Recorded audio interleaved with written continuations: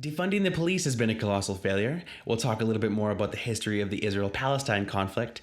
Alexandria Ocasio-Cortez, a congresswoman, has been wrecked in maybe the funniest troll I've ever seen in my life. And suddenly it's okay to talk about the coronavirus coming from the Wuhan lab? Huh. I'm Patrick Jolliker, and this is the Hemlock Podcast.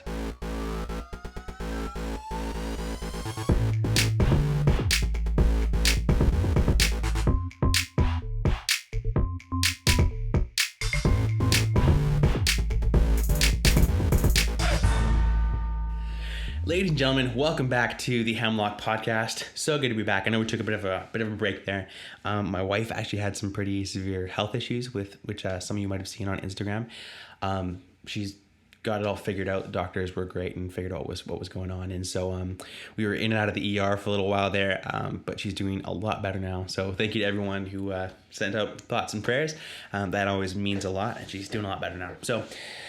The other reason I've been quite busy lately is we just launched the website for the Hemlock Podcast. So hemlockpodcast.com. I'm super pumped about it. You guys know how big I am on like having my sources available for people. I always put those in the episode descriptions.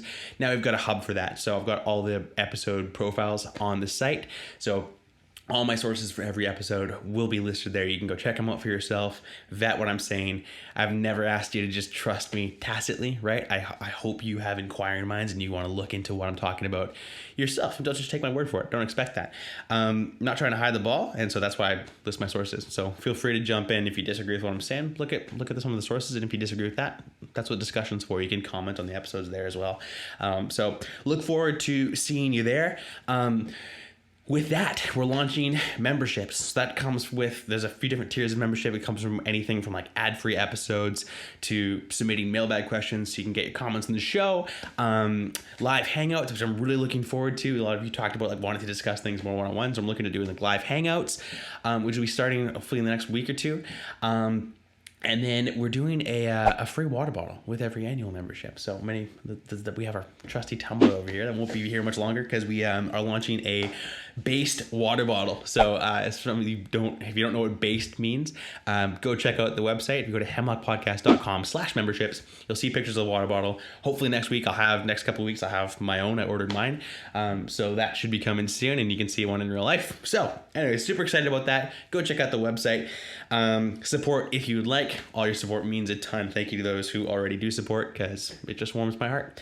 Also, if you got some time, leave a 5-star rating on iTunes with a written review. I love the written reviews because it warms my heart. Just makes me smile to hear what you guys think. And to know that people appreciate what I'm doing. So thanks so much. And then as always, save $40 on your first Good Food box, clicking the link on the episode profile on the website or in the description of the episode on iTunes, wherever it is, iTunes, Apple Podcasts. You can save $40 in your first box. They just package up delicious meals for you. They get to cook yourself. They're like fine dining quality. My wife and I love it. We cook them together all the time. We had a steak with salsa verde the other day. It was like insane. Like they're all delicious. We haven't had a single meal that we don't like. We've been doing it for like a year now. So they're phenomenal. Go check them out. I'll talk a little bit more about them later. Let's jump in. So defunding the police. A little BLM update, right? So first of all, let's talk about Patrisse Cullors. So she is, I think she was the one who had the comment about BLM. We're trained Marxists. She was the one who just opened about them being openly Marxist, which is crazy. And evil, if you know anything about Marxism. I mean, that's just my opinion, but look into Marxism. You decide for yourself. But she has now left BLM because she's been accused of using a bunch of that money for like buying a whole bunch of different properties in predominantly white neighborhoods, which is hilarious to me and kind of ironic. But this is from the New York Post. The embattled co-founder of Black Lives Matter announced on Thursday that she's resigning as executive director amid criticism over her lavish lifestyle. Patrisse Cullors, 37, who has been at the helm of the Black Lives Matter Global Network Foundation for nearly 6 years, said she is leaving to focus on a book and TV deal. Her resignation comes amid controversy over the group's finances and Cullors' personal wealth, including an alleged real estate buying spree in which she snagged 4 high-end homes for $3.2 million in the U.S., according to property records reported last month. I think I made this comment already, but it's amazing how capitalist all these Marxists are when they come into a little cash. This is a person who like openly advocates. for dismantling our entire capitalist system, and yet she's buying property all over the place. The BLM Foundation revealed in February that it took in just over $90 million last year following the May 2020 murder of George Floyd, a black man whose last breaths under the knee of a white Minneapolis police officer inspired protests globally. The foundation said it ended 2020 with a balance of more than $60 million after spending nearly a quarter of its assets on operating expenses, grants to black-led organizations, and other charitable giving. Critics of the foundation contend more of that money should have gone to the families of black victims of police brutality who have been unable to access the resources needed to deal with their trauma and loss. That is the most tragic aspect, said the Reverend T. Sherry Dickerson, president of an Oklahoma City BLM chapter and a representative of the hashtag BLM10, a national group of organizers that has publicly criticized the foundation over funding and transparency. I know some of the families are feeling exploited, they're paying exploited, and that's not something I ever want to be affiliated with, Dickerson said. So, again, you see this is a running theme through a lot of this BLM stuff, through a lot of the whether it's governors or mayors of a lot of cities during the coronavirus crisis or the BLM stuff. It's just a level of hypocrisy. It's a rules for thee but not for me policy, right? Where people in power get into power sometimes nobly, right? But so often they abuse those positions and they enforce rules for everyone else, the peasants beneath them, right? And they never follow them themselves. Governor Newsom have talked about going to fancy restaurants when we're supposed to be when California was supposed to be in full lockdown. You look at some of the hypocrisy of Patrisse Cullors buying properties when she's completely anti-capitalist, right?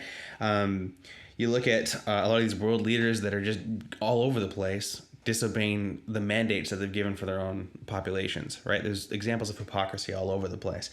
On the flip side, there's a gentleman named Rashad Turner who left BLM.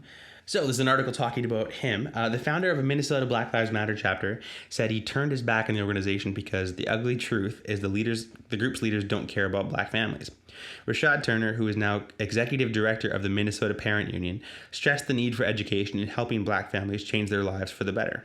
Turner, who was founder of the St. Paul chapter of the group in 2015, said he left after just 2 years when he realized BLM leaders were issuing statements against teachers' unions and even the nuclear family structure. We talked about that. I believe it was episode 2. Turner released a video Wednesday last week that described his falling out with BLM for not caring about improving the quality of education for students across the state. So here is that video.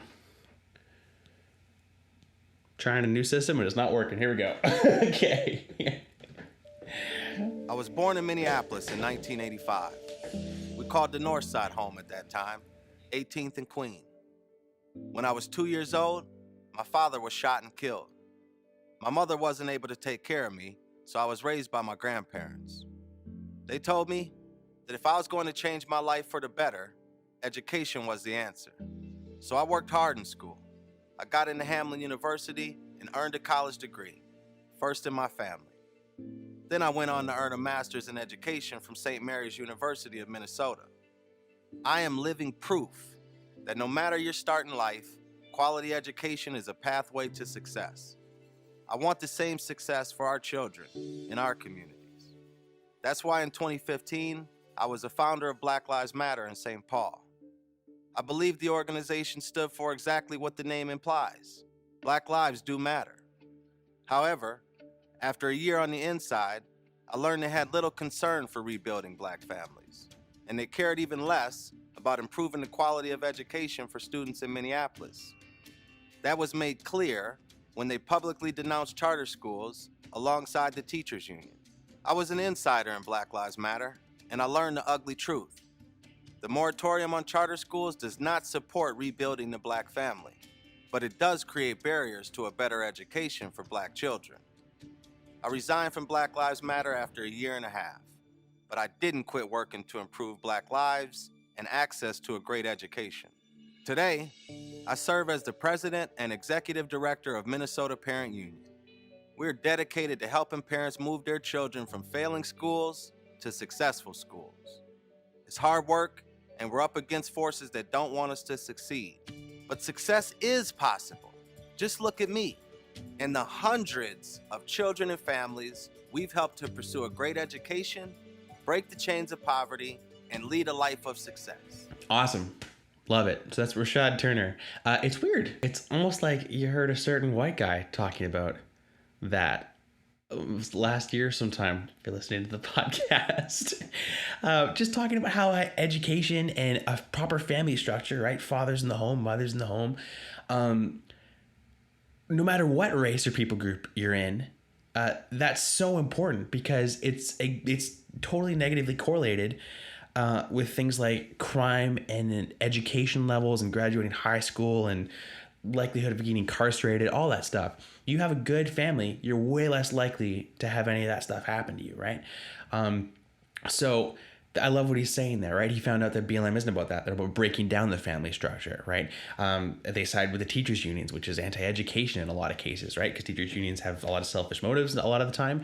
And those things are very often not good for students. There's a lot of great teachers out there. That's not what I'm saying. Teachers' unions tend to fight for just the teachers' interests, and oftentimes the students' interests are they play second fiddle. Just going on, the BLM Global Network Foundation website stated in remarks that have since been deleted that, so obviously this didn't look very good on them, so they deleted them, that the fight for freedom, liberation, and justice, quote unquote, can only occur through the disruption of such family units and embrace of a more village-like black communities. Embrace of more village-like black communities. Traditional words for parents like fathers were deliberately avoided and replaced with gender-neutral terms for parents. So again, you just have why is an organization? Because obviously I agree with what he said there. Black lives do matter. Of course, that sentence is true, right? But the organization is what I've been critiquing this whole time, and there's plenty of grounds for an honest critique of this organization. One of their biggest tenets was this whole defunding the police thing. One of the funniest comments I actually got when I first talked about this, I think late last year, early this year, was I got a comment on YouTube saying, "You really don't think defunding the police will help the community for the better?" And I just, no, I really don't think that. And guess what? Time has proven me correct on that, because listen to this. Ladies and gentlemen, thank you so much for supporting the Hemlock podcast by listening to it. One of the other ways you can support us is by supporting our partners and affiliates. So this week we have Good Food. They are by far the favorite meal delivery service of my wife and I. You get casual, fine dining quality food showing up to your door week after week. It's delicious. For me, I hate planning recipes and shopping for stuff, but I actually love cooking. So this takes out all the parts I don't like about cooking and just leaves the one I do, which is cooking the food with my wife.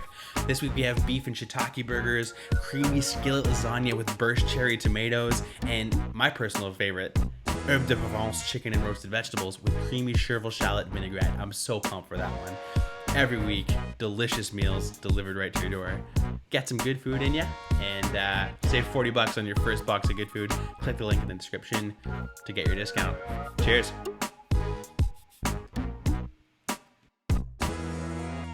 This is from the Washington Times now. Last year's hefty spike in homicides is extending into 2021. With cities that slashed police budgets seeing some of the largest upticks, according to an analysis of data by the Washington Times. And this is a longer article, but I want to go through all these examples because I think this stuff is important. A review of police data and public reporting found that in the first 3 months of 2021, the homicide rate in 20 major cities across the country rose by 28% from the same period last year. In 9 of the cities that made the most dramatic cuts to police department budgets, homicides rose by nearly 68%. Some of those cities are now backtracking, seeking ways to boost department coffers. Portland, Oregon's homicide rate soared a staggering 1,900% in 2021, with 20 killings compared with 1 during the first 3 months of 2020.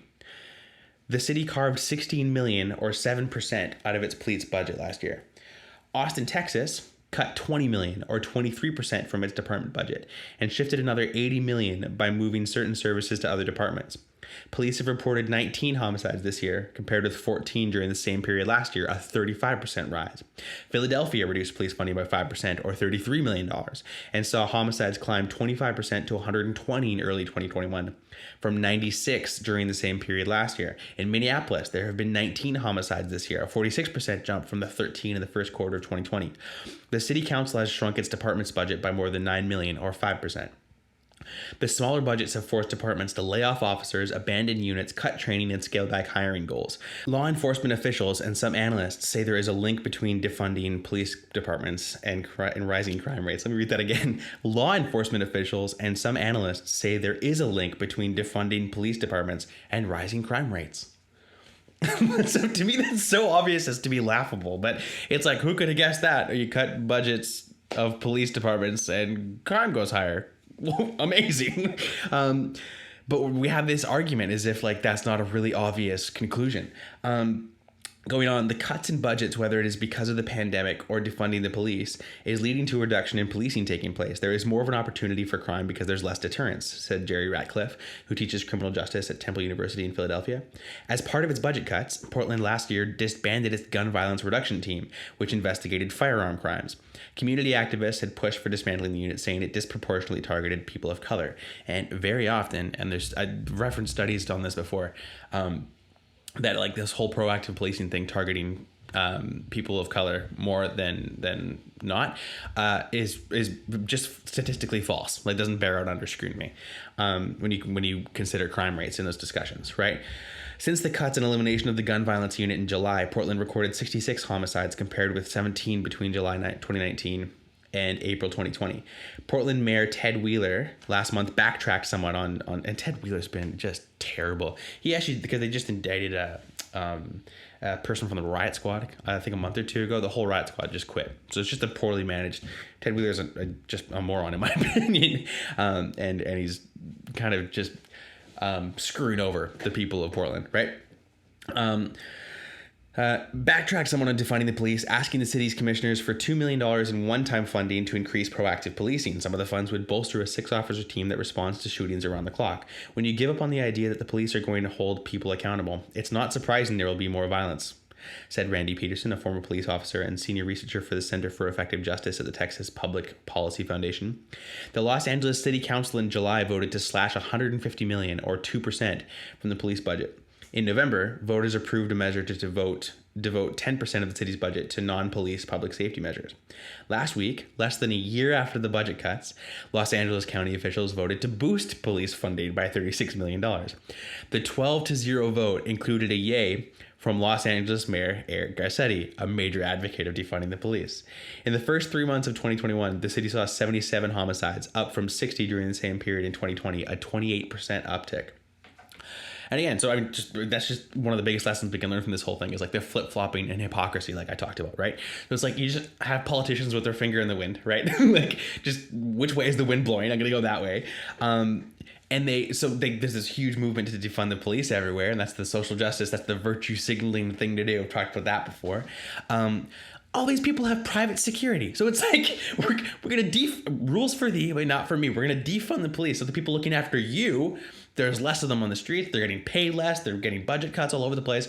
But I have my own private security forces. So what do I care, right? So when defunding the police is popular, we're going to do that. But as soon as the crime rates start to hurt their approval ratings, now suddenly they're going to quietly walk that back and start funding the police again. Like, it's just ridiculous, and it's just politics. New York City Council last year slashed $1 billion, or 2%, from the police budget, allocating more than half of the money to other agencies such as the Department of Education and the Department of Homeless Services.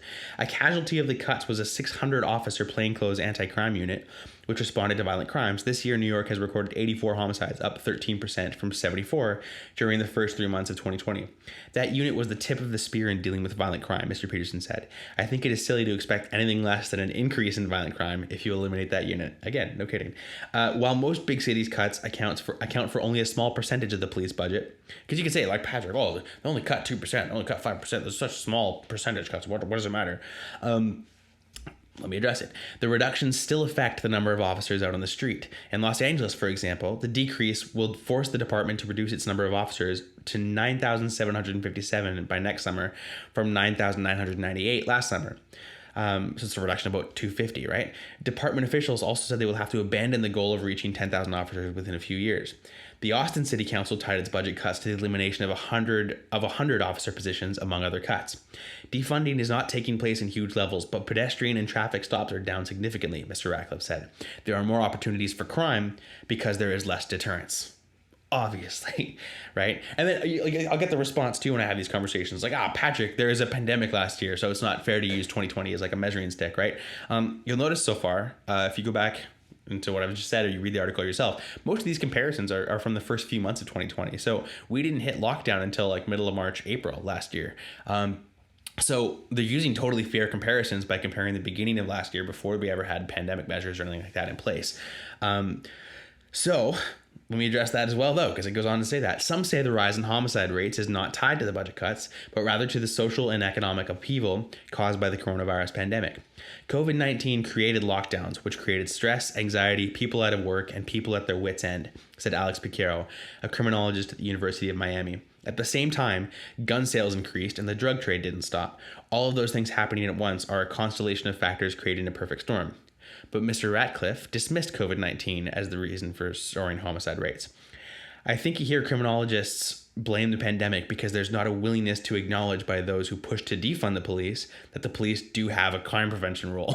Again, he says that like that shouldn't be obvious. Like, I'm agreeing with this guy, but there is not a willingness to acknowledge by those who push to defund the police that the police do have a crime prevention role. What are police for? Crime prevention. You get rid of them, or you cut them back. There's less officers on the street, more crime. Well, who could have guessed? It's like the math is not hard here. That's what's hilarious to me about this whole thing, and not hilarious because what this means is more crime, more people getting hurt, more assault, more robbery, more murder. This is resulting in human tragedy. I know I'm just spouting off a lot of numbers here, trying to make a point, but like, those are people's. When you have homicide rates uptick like that, those are families that are losing people. Right. And that's the reality on the ground of some of these ridiculous policy changes that people are trying to make. This push to defund the police without any consideration of the logic of that, or the practical consequences of that is virtue signaling that's literally getting people killed. So Mr. Ratcliffe noted that several European countries, which have been ravaged by the pandemic, have reported drops in violent crime. So there goes that argument. Italy, France, Germany, and UK have all recorded lower homicide rates than the US this year, according to data from the United Nations Office on Drugs and Crime. Analysts say chopping police department budgets has led to a reduction in so-called proactive policing, an effort by officers to seek out and prevent crime before it happens. He said he expects the homicide rate will continue to rise until cities add more officers to carry out proactive policing. If we continue down this path, we will continue to struggle, he said. Defunding has resulted in fewer, less capable, less trained police officers. I don't know if we can continue in this kind of environment. We need to abandon this path of defunding the police. So that's I think that kind of wraps that up. Of course, it seems like such a simple equation, right? But it's one of those things it's been so wrapped up in like media nonsense and virtue signaling and a lot of vitriol. This is the thing, like I was openly accused of being a racist for saying defunding the police is a bad idea. When my whole point for saying it's a bad idea is because I care about all people and specifically in Black communities, because that's where a lot of this push is happening. And there's a lot of white liberals pushing it too. It ends up with more Black people getting killed, more people of all races getting killed. We defund the police departments, everyone gets hurt. Everyone gets hurt. So my argument is one from compassion. And there's not a mite of evidence that I'm a racist for thinking that defunding the police is really stupid, right? And that's the thing that kind of drives me nuts about having these kinds of conversations in 2021 is of like defunding the police is like the greatest idea ever. And that's the running argument. That's the mainstream narrative. That's the acceptable opinion. You can't have any other opinions outside of that, or you get called a racist or whatever it is, a bigot or whatever. You become. It's always ad hominem attacks. They always attack the character of the people who have dissenting opinions, rather than like hearing them out because they're rational points, right? Rather than jumping to you don't want to see the police defunded? You must be a racist. You must be a white supremacist. It's so ridiculous. It's such a ridiculous accusation, and it's because they don't have a good answer to the very logical argument that like, no, defunding the police is a bad idea. It's going to get people killed, right? Like, they're not willing to have the rational discussion because they know their position is really weak. So instead they just attack your character. And this happens to me all the time. I like to engage on like Instagram and Twitter. And it's so funny how hard it is sometimes to have like a point for point discussion or argument where it's just like, you're just arguing in good faith. You're not attacking each other. what seems to happen all the time is like you make a point and the person doesn't have a good refutation for that point, so instead they just attack your character. They'll, oh, you're just a right wing, blah blah blah blah blah, or you're just a racist. Or this happened to me on Twitter. Like literally, it was about abortion, and it's a topic I want to touch on pretty soon here, actually, in the coming weeks. But I just used a couple different sources, both left wing and right wing, and a lot of the right wing sources referenced left wing sources. So I was talking about that. But this guy wouldn't come back with an actual argument. He literally accused me of being falling down the right wing rabbit hole. You're just a conspiracy theorist. He went so far as to call me a racist because of Planned Parenthood's relation to like black communities and stuff like that, which if you actually read the thread, there's not even a hint of any of that, right? It's just ridiculous. He didn't have a good argument, so instead he just attacks me as a character, tries to pigeonhole me as some kind of extreme far right, alt right bigot, whatever it is, right? Don't do that. Have discussions with people. Don't assume the people you're arguing against are evil or stupid, right? A lot of the times the people in power are, and they're disingenuous, but everyday people that you get into discussions with, just argue in good faith, have good discussions, don't get crazy, right? There's a lot of middle ground to be found with common everyday people. It's the ones in power that are blatantly lying to us that I think we should be more critical of. But that goes on to say, I have had a lot of great conversations, right? Especially around the Israel episode I did. I had a bunch of, I don't know what it was about that topic, but I had a lot of really like well thought out responses from people. You know who you are, and I appreciate you so much. I had some negative ones too. I started posting on TikTok, a lot of clips from that one. And man, that you want to talk about real racism? Go read the comments of some of my TikTok videos, because there's like people openly calling for like the genocide of Israeli people.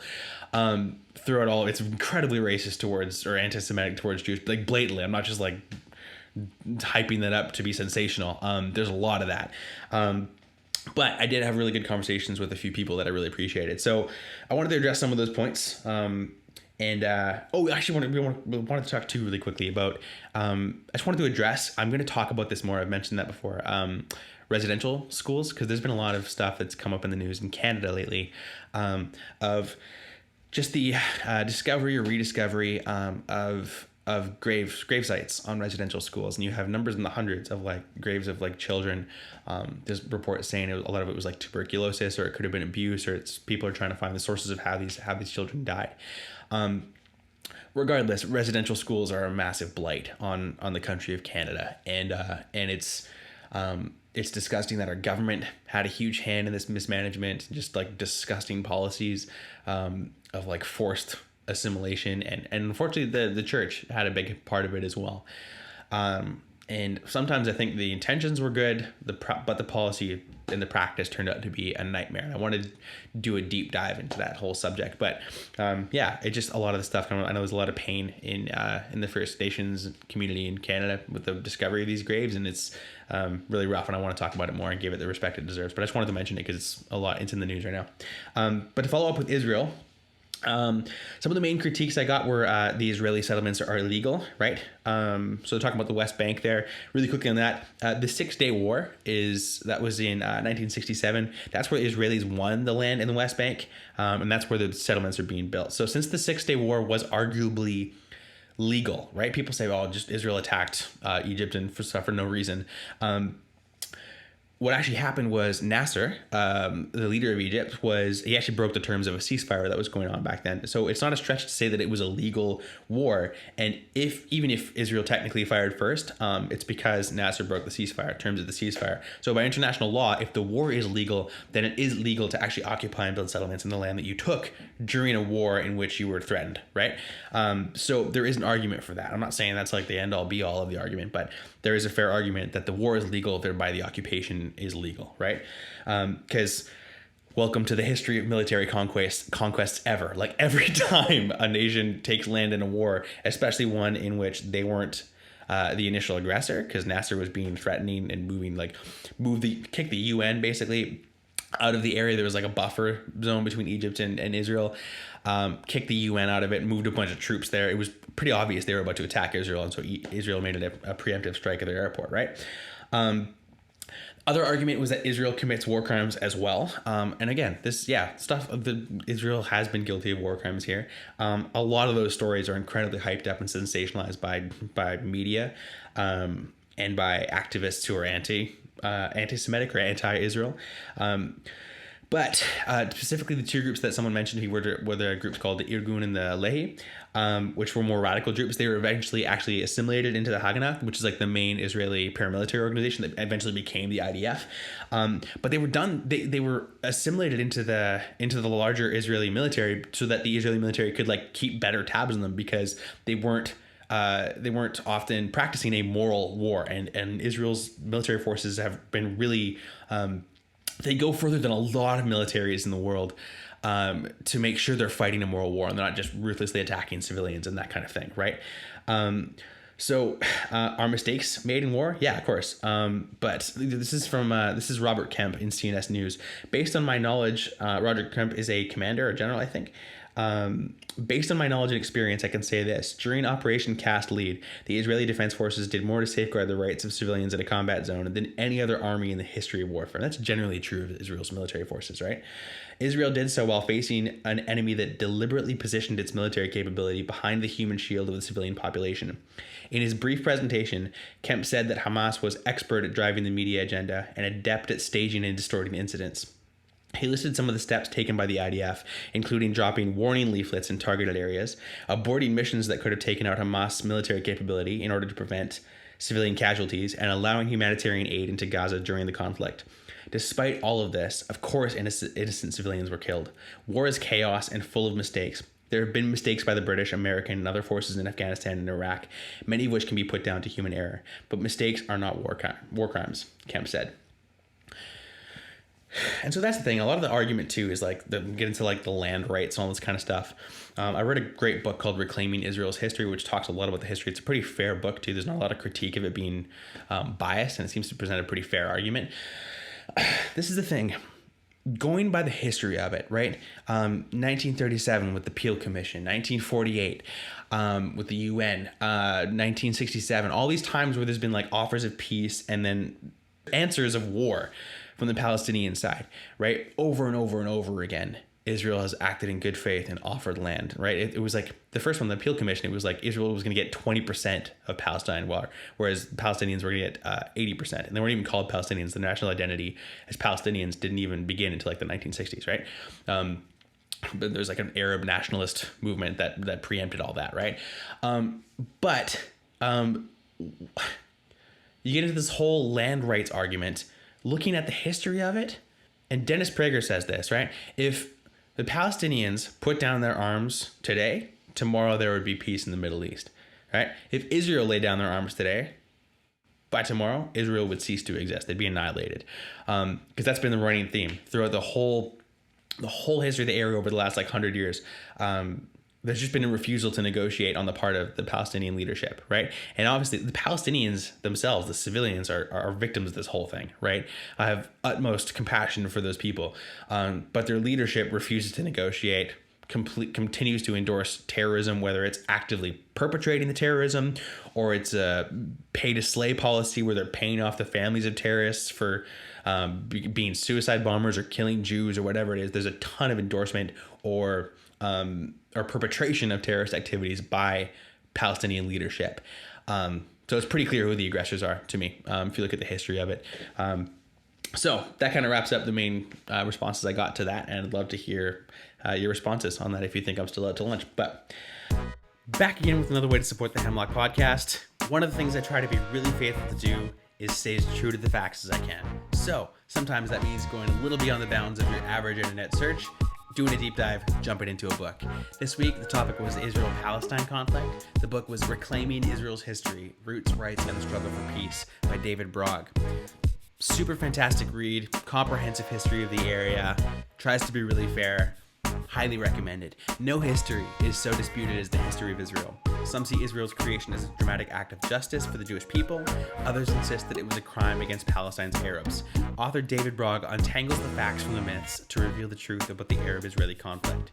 Brog frankly admits to Israel's sins, both large and small, but notes that in any fair-minded analysis, these have been far outweighed by Israel's commitment to Western values, including freedom, democracy, and human rights. Great book on the subject. Check it out for yourself. And now, back to the podcast. Cheers.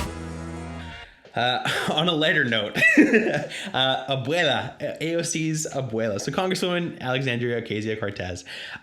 She's the Congresswoman conservatives love to hate, and it's 'cause she says a lot of dumb stuff. And I'm sure she's an intelligent person in some respect, but she says a lot of really silly stuff.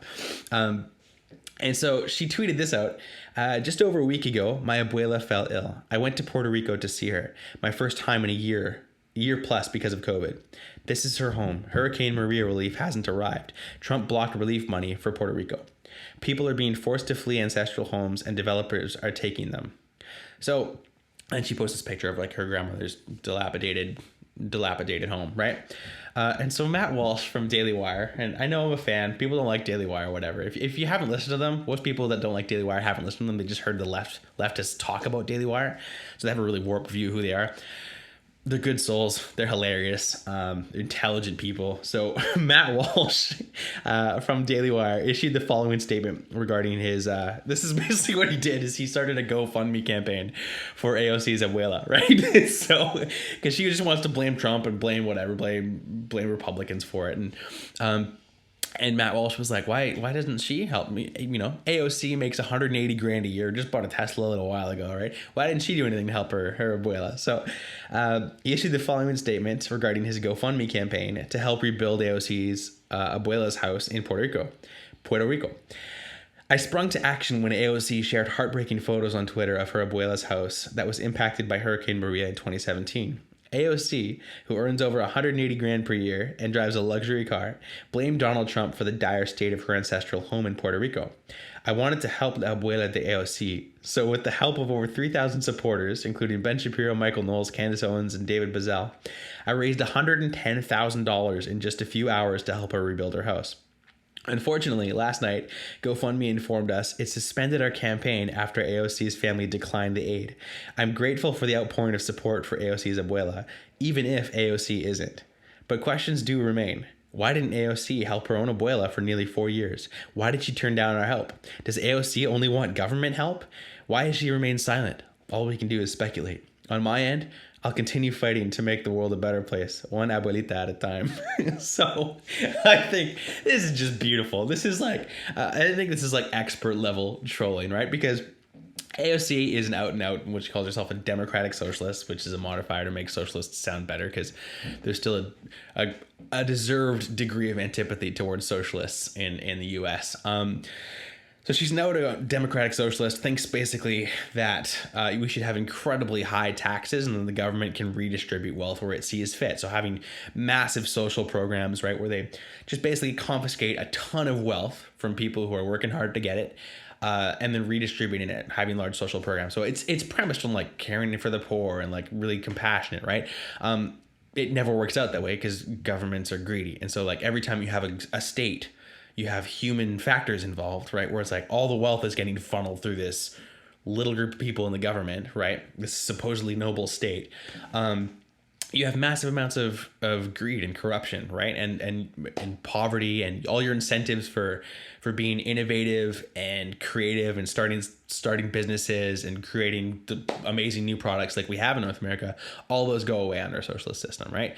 So here she is talking about how the thing is, you never have socialists living this out in their own life, right? She wants to take everyone else's money, right, to help people apparently, but she at $180,000 a year can't afford to help her grandmother fix her roof, right? So I think this is brilliant, and props to Matt Walsh and the rest of everybody. I actually donated to that GoFundMe campaign myself, partially because I think it's actually compassionate to help with causes like that, and partially because it's just a super funny troll, especially because her family ended up refusing it. They wouldn't even they wouldn't accept help from conservatives, even though she wanted to get online and virtue signal about it, right? So anyways, very funny. Last thing we're going to talk about today, before we wrap it up, is suddenly it's okay to talk about the Wuhan lab conspiracy, right? Everyone ranked Trump over the coals for this last year when he started talking about how it might have come from the Wuhan lab. And let me show you just a couple of clips of the media saying how you're just not supposed to talk about this. The best evidence suggests that the kind of bat from which this virus jumped to humans wasn't even present there. But you know the worst of all, whether it came from the lab or came from the bats it all came from China. Because we don't know where the novel coronavirus came from yet, the conspiracy theories fill the void. I'm telling you, the Chi-Coms are trying to weaponize this thing. Conservative talk show host Rush Limbaugh with zero proof, suggesting a Chinese bioweapon lab is to blame. There's this question about the Wuhan lab. We know that it's been debunked. Those same agencies now have been tapped with investigating one of Trump world's most favorite conspiracy theories. This week, Donald Trump is still pushing the debunked bunkum, despite his own intelligence community's findings that is simply not true. And there is simply no reason to believe that is the case. There is no empirical evidence to verify that. Coming up with a conspiracy theory to try and foment xenophobia with respect to the Chinese has just as much factual support as taking Clorox. He can't just sit back and let the doctors and the scientists do their jobs.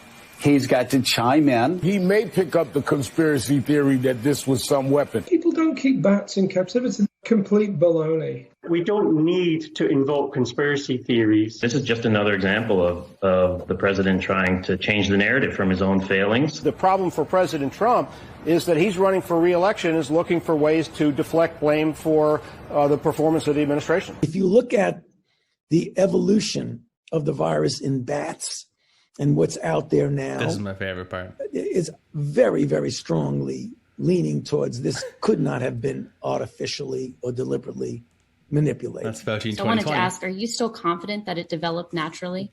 No, actually, Fauci in that's 2021. the point that I said it. No, I'm not convinced about that. I think that we should continue to investigate what went on in China.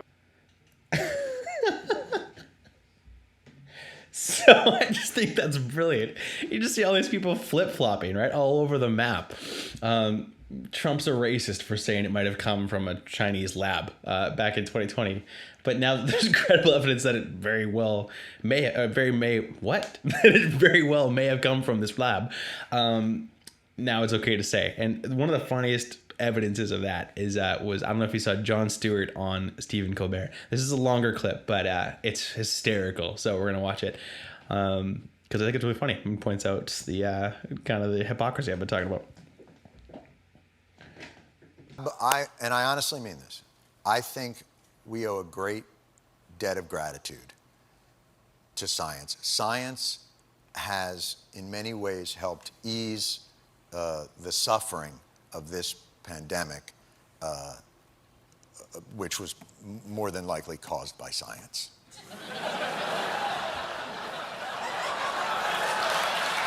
So, and that's kind of. Hold on one second. I just watched Colbert is such a penny waste throughout this entire. Listen. It's coffee. I would just keep kind of like walking back. What do you mean by that? Do you mean like Jon Stewart? There's a chance that this was created in a lab? There's an investigation. A chance? Well, but oh my if there God. is evidence, I'd love to hear it. There's I just don't know. a novel respiratory coronavirus overtaking Wuhan, China. What do? Oh, you know who we could ask? The Wuhan novel respiratory coronavirus lab. The disease is the same name as the lab.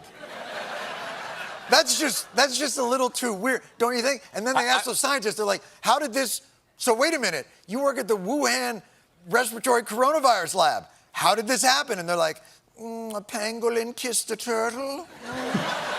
And you're like, no, the name of your lab, if you look at the name, let me see your business card. Show me your business card. Oh, I work at the coronavirus lab in Wuhan. Oh, because there's a coronavirus loose in Wuhan. How did that happen?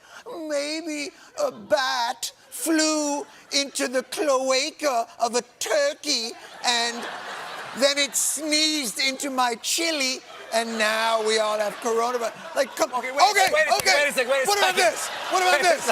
Listen to this. Wait a second. All right. John. Oh my God. There's been an outbreak of chocolatey goodness near Hershey, Pennsylvania. What do you think happened? Like, I don't know. Maybe a steam shovel mated with a cocoa bean. Or it's the chocolate factory. Maybe that's it. That could be. That could be.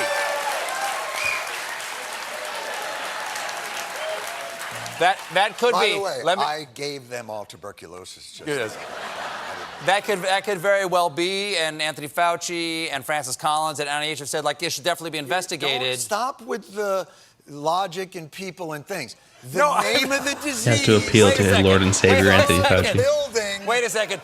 But it could be possible, you could be right, it could be possible that they have the lab in Wuhan to study the novel coronavirus diseases because in Wuhan, there are a lot of novel coronavirus diseases because of the bat population there. I understand. It's like the saying, it's like, a wait a local second. specialty, and it's the only place to find bats. You won't find bats No, but anywhere it's like else. saying, oh, why? wait, Austin, Texas has thousands of them that fly out of a cave every night.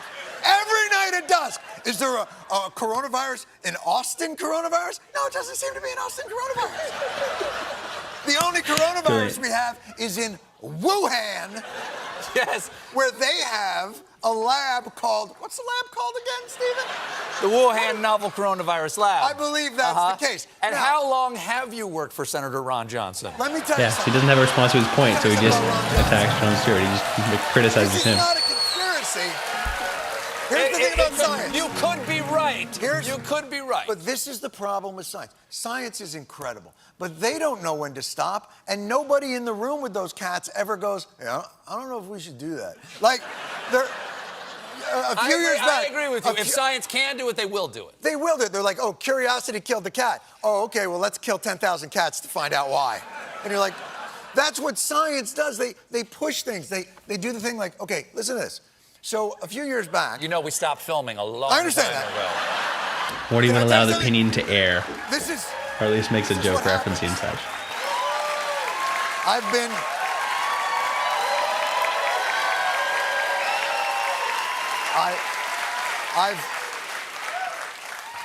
been alone for so long.